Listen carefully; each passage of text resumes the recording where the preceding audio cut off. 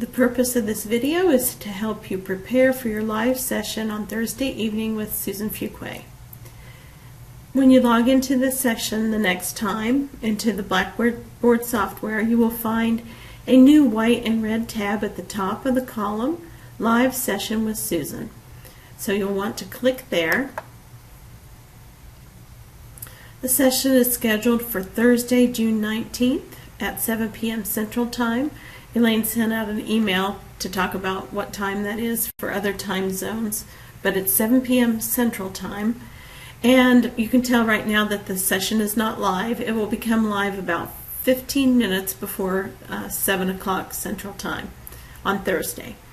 I went ahead and set up a Disciple Fast Track testing session so you can go ahead and practice logging in and check to see if you have any login issues before tomorrow. This is actually open from now until 5 o'clock on Thursday, so you can do that at your convenience. And then in the email I will tell you a phone number to call for help. If it's during the day on Thursday, you can email me for assistance, but I may still have to refer you to the phone call for help. But what you'll do is you'll click on Live Session with Susan and pull up this list, and then you'll locate the testing session, and all you have to do is click on it. I'm using Google Chrome. Other internet browsers might look slightly different, but this is what it looks like in Google Chrome, and I think that probably with other browsers you can see the relationship. There is a green bar that comes across the middle that says your session has been launched.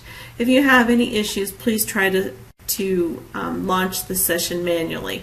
Do not click there at first. You can see this is in Google Chrome, and down here there's a warning.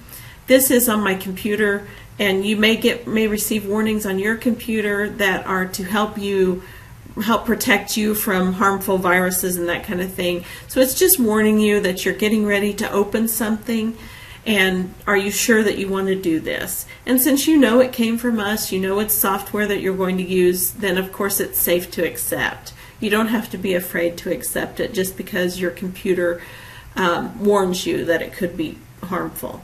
So you'll want to click on Keep. If you click on Discard, the software is not going to open. It's not going to work for you.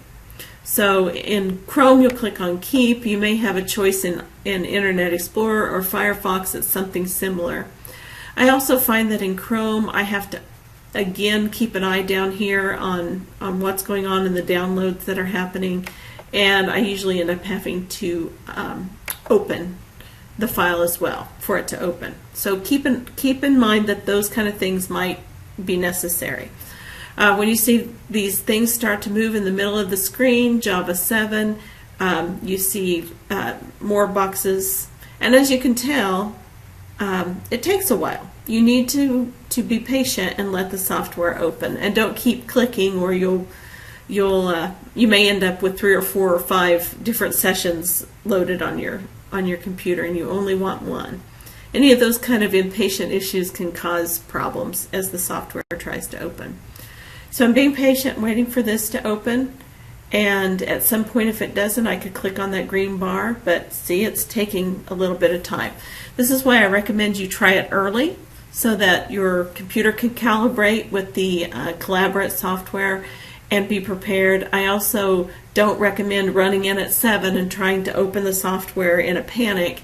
You should really plan on trying to open it about 6:45 and go ahead and get the software open on your computer so you're prepared for Susan to begin at 7. All right, so you see, it again asks me, it's another warning, but if I click cancel, the software is not going to open. It's perfectly safe. There's no reason to not accept it because you know that you're opening something. It is a great safety feature of our computers that pop up and give us warnings, but this is safe to do. Click on Run.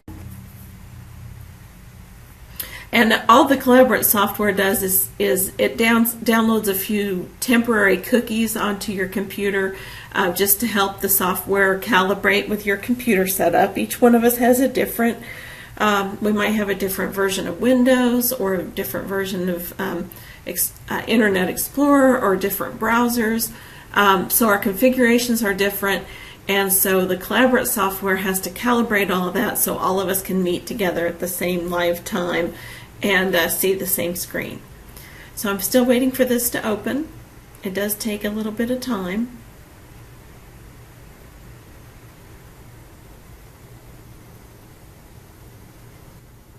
And if you feel like it's taking an extra long time to open, there could be an issue. But just keep an eye on your screen for options that might be blocking it from opening. Okay, so here's what the software looks like inside, and while we're here I'm going to show you a few things. I'm going to go ahead and turn on my camera video. You'll be able to see Susan and Elaine in the top left-hand corner where you'll see my picture when it pops up in just a moment. And I'm going to show you a few things about how to interact with one another in this software. There we go. Here I am. Okay. All right. Up here in the top left-hand corner, you'll see a audio and video box. This is where you'll turn on your microphone. I recommend that you leave your microphone turned off until it's time for you to speak. And if you're, I know Elaine's planning a question and answer time, so if she's accepting questions, then it's your turn to talk. Then you push on the talk button, and you can see my microphone came on because the icon next to my name is lighting up. And then you speak into your microphone, you speak into your computer, and everyone else should be able to hear you. And then when you're finished, you'll turn that off by clicking the button again. Now, if you have any audio issues, if you're sure you have a microphone and you're having audio issues, even before the software, even before the session begins, it's a good idea to go ahead and run through the audio setup wizard to make sure that the Collaborate software is picking up your microphone. So you click on this little, it's a gear. To me, it looks like a little red flower, but it's a gear. Click on that, and it opens this text box, the Audio Setup Wizard. It'll walk you through configuring your microphone. If you don't have a microphone, or if it won't work for some reason, don't worry. Susan's going to do most of the talking and the presenting, and Elaine will be fielding questions, helping her field questions. And if you do not have a microphone, you can use this chat window down here in the bottom left-hand corner in order to type your questions in. So I'll just click a little thing so you can see what that looks like. Pops up with my name and what I said. So other people, when you type in here, other people can see this. A few more icons that are, these little icons along here will help you to interact with Susan and Elaine as well tomorrow evening. The first one is a little drop-down box of emoticons. You can give a round of applause, you can laugh, you can show a smiley face, and you'll see there just pop up here underneath your name. And then after a few minutes, those will disappear. If you have to step away, this is a good thing to use. It's an away button, shows that I'm away, and it has a little clock. And of course, when you come back, be sure to click on it again and show that you've returned. The third one is the raise your hand button. If Elaine's taking questions and it's question and answer time, she'll probably ask you to raise your hand. This is where you do that with this little button.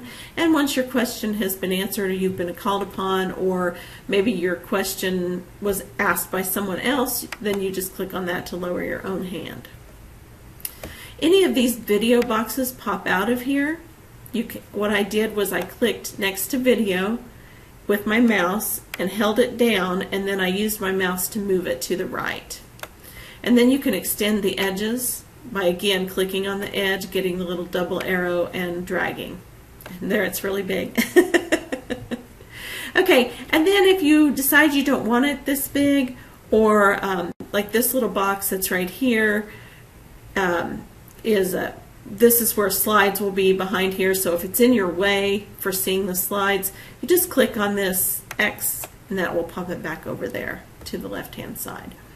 Like I said, there will be slides for you to view in this big open box. And then over the chat window, sometimes I like to pull the chat out, especially if there are a lot of questions being asked. pull it out over here to the left and extend it down. But then again, if it's in your way, just click on the X. Okay, I showed you the audio setup wizard and how to move the files. I think that I've shown you everything. If you're asked to use any of these are also available to you. And if you run your cursor over anything, it'll usually tell you what it is and what it does. All right, so to close that out at the end of the session, when everything's all done and it's time to disconnect, you click on this red box in the upper right-hand corner, and that will close. Takes me back to Blackboard, which is open behind. Once the session is over, then a recording will be made of the session, and it will be found. Again, I clicked on Live Session with Susan, went back to this main page where we went to log in, but there's another option, Recordings. So if you click on that, it will show a recording link here, and you'll be able to click on that to view it. If you're having any issues, if you didn't attend the live session and you're having issues opening the recording, again, it's a calibration thing, and so you may have to get some help from the 1-800 number I'll put into the email. All right, and that's it. So during the day on Thursday, anytime between now and 5 o'clock on Thursday, 5 o'clock Central Time, you can try this testing session. If you're having issues, feel free to email Lisa, me, and I will help you, and I will also give you a 1-800 number to call for help and tell you what to say in the email. So be sure to keep it and refer back to it. All right, I believe that's it. I think you'll have a great time with Susan. She's a lot of fun, and she'll have some good information for you tomorrow night.